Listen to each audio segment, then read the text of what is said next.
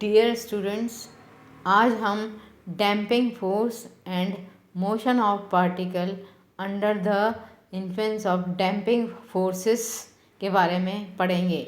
सबसे पहले हम ये समझेंगे कि डैम्पिंग फोर्सेस क्या होते हैं। जब भी किसी माध्यम में कोई कण या पिंड गति करता है तो माध्यम के स्पर्श से पिंड पर एक शान बल या घर्षण बल उत्पन्न होते हैं। ये बल असंरक्षी प्रकृति के होते हैं। असंरक्षी बल वे होते हैं जो पथ पर निर्भर करते हैं, गति के पथ पर निर्भर करते हैं तथा ये अब वापस अगर सेम पॉइंट पे लाएं तो उनका बल संरक्षित नहीं रहता है। तो इन बलों के विरुद्ध पिंड को गति में कुछ कार्य करना पड़ता है, जिसके कारण उसकी ऊर्जा में लगातार कमी होती जाती है और अंत में पिंड स्थिर अवस्था में आ जाता है। इसलिए इन बलों को अवमंदन बल या डैम्पिंग फोर्स भी कहते हैं, क्योंकि ये कण की गति को रोकते हैं। यदि पिंड का वेग अधिक नहीं हो तो अवमंदन बल उसके पिंड के वेग के अनुक्रमानुपाती होता है। अर्थात अगर उसका वेग v है तो अवमंदन बल इज प्रोपोर्शनल टू v और F is equal to minus lambda v, where lambda is equal to अवमंदन गुणांक है। नेगेटिव साइन ये शो करता है कि जो फोर्स है वो गति के विरुद्ध दिशा में लग रहा है।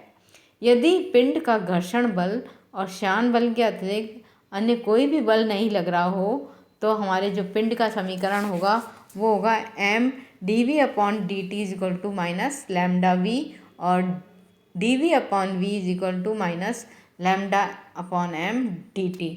समाकलन करने पर log of e v is equal to minus lambda upon m t plus some integration coefficient c।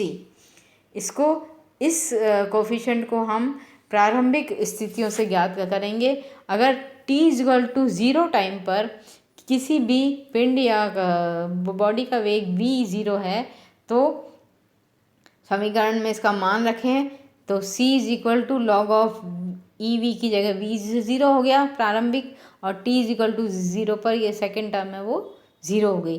तो c is equal to v e upon log of e v 0। E natural log है, अगर इसको base 10 में change करेंगे तो 2.303 से multiply होगा। अतः c का मान हम ऊपर वाले समीकरण में रखें तो log of e v is equal to minus lambda upon m t plus log of e v 0। Log of e v 0 को इस साइड लेफ्ट हैंड साइड लाएँ तो log of e v upon v 0 is equal to minus lambda upon m t, और इसका हम exponential लें तो v is equal to v0 e raised power minus lambda t upon m। अतः समीकरण 3 से ये स्पष्ट होता है कि अवमंदन बल है वो पिंड के वेग के समय के सापेक्ष चरघातांकी रूप में कम होता है, और m अपॉन लैम्डा एक ऐसा नियतांक है जो जिसकी समय विमा हमारे पास जो है वो टाइम में आती है।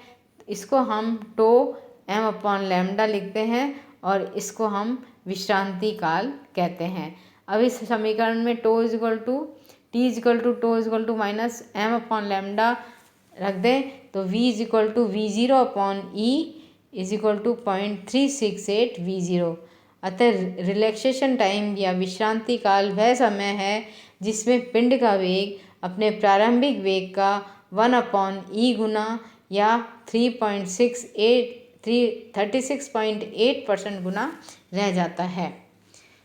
तो अब हम पढ़ेंगे अवमंदित आवर्ती दोलक। ये तो हम अवमंदन बल पढ़ लिया, अब अवमंदित आवर्ती दोलक क्या होता है। जब घर्षण बल या शान बल अनुपस्थित होते हैं तो कण है वो दोलन गति करता है और दोलक का आयाम ऊर्जा के सापेक्ष नियत रहते हैं।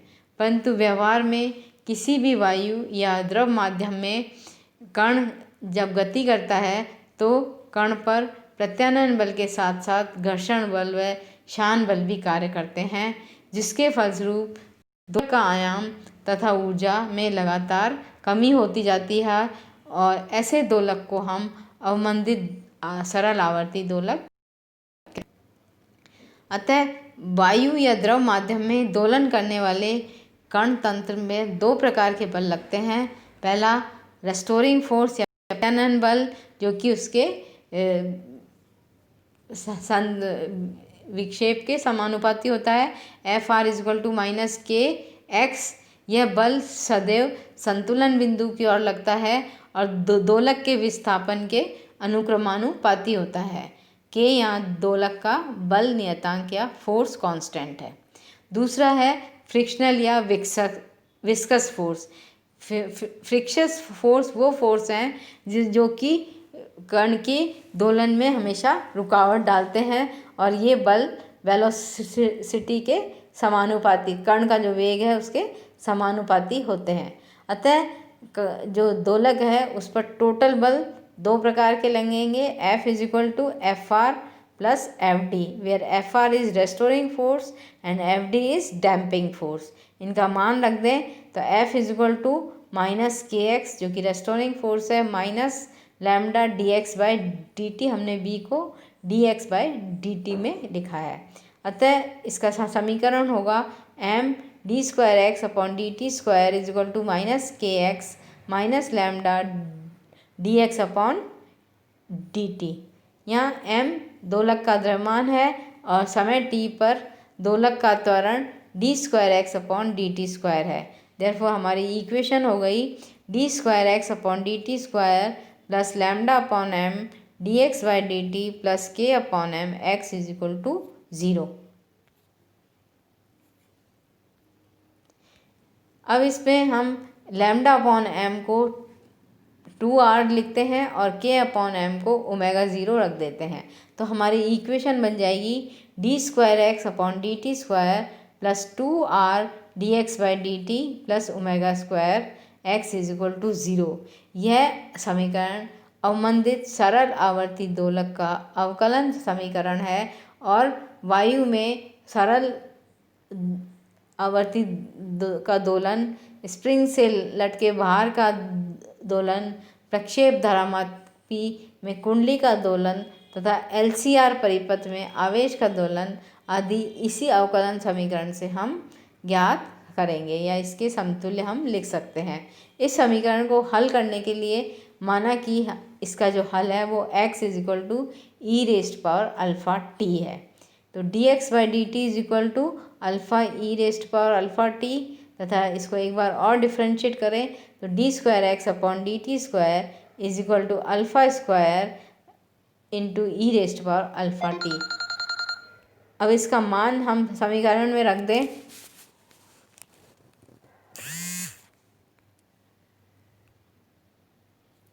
तो ये हमारा समीकरण में रखें तो ये आ जाएगा α² 2rα + ω² ब्रैकेट पे इंटू e⁴t = 0।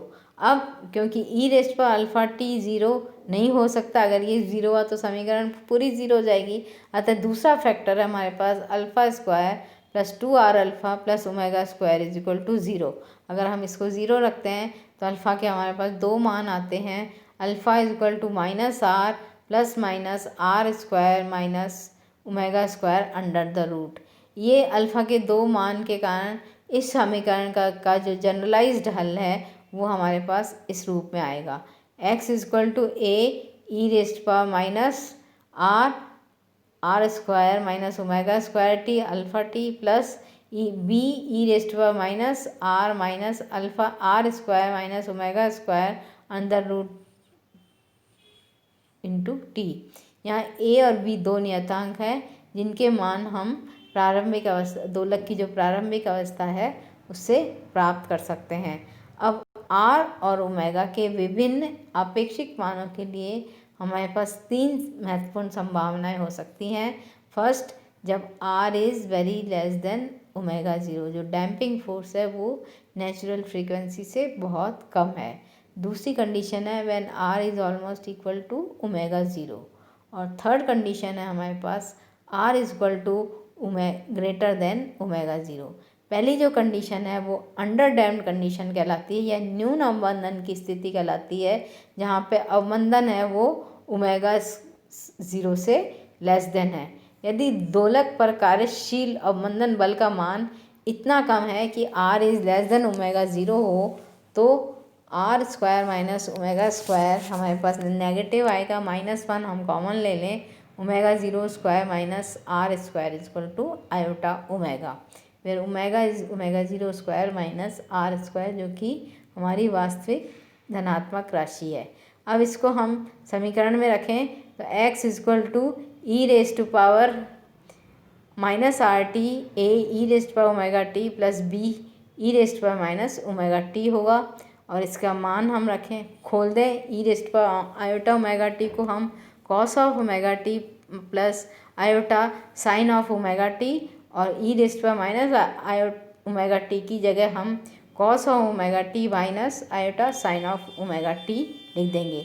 अब इसको हम सिंप्लीफाई करें तो e raise power minus r t तो कम्प्लीटली बाहर आ जाएगा, a plus b cos of omega t plus iota a minus b sine of omega t, जहाँ एक्स वास्तविक राशि है इसलिए ए और बी तथा आयोटा ए माइनस बी भी वास्तविक राशि होनी चाहिए।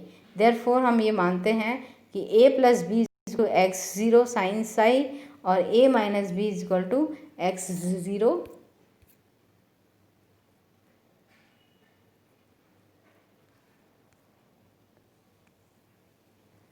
कॉस ऑफ साई होगा। अतः समीकरण 5 में हम इसका मान रख दें तो x is equal to x 0 e raise to minus r t sine of omega t plus sine होगा। इससे ये प्रकट होता है कि न्यून अवमंदन की स्थिति में दोलक है वो आवर्त गति करता है, इसलिए दोलक का आवर्तकाल t is equal to 2 pi by omega is equal to 2 pi upon omega square minus r square होगा।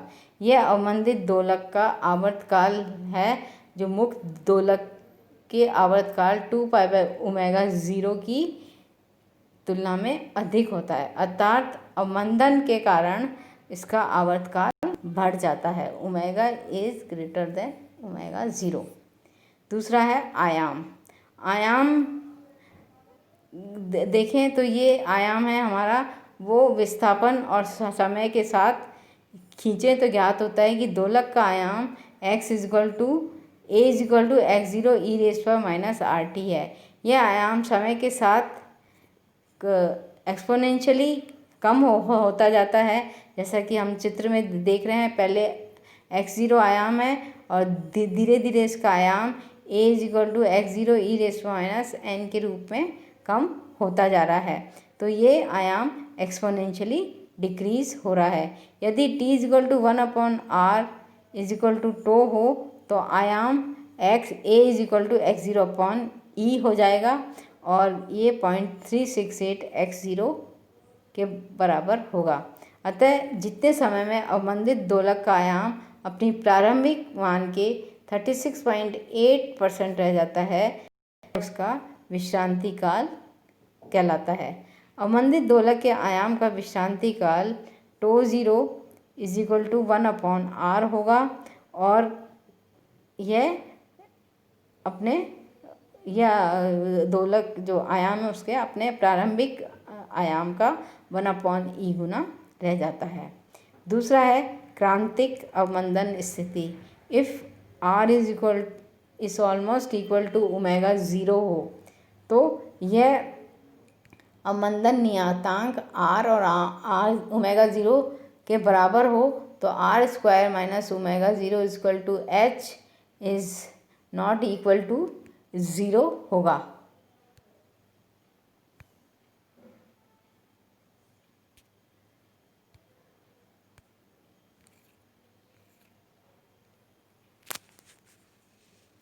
अब अवमंदन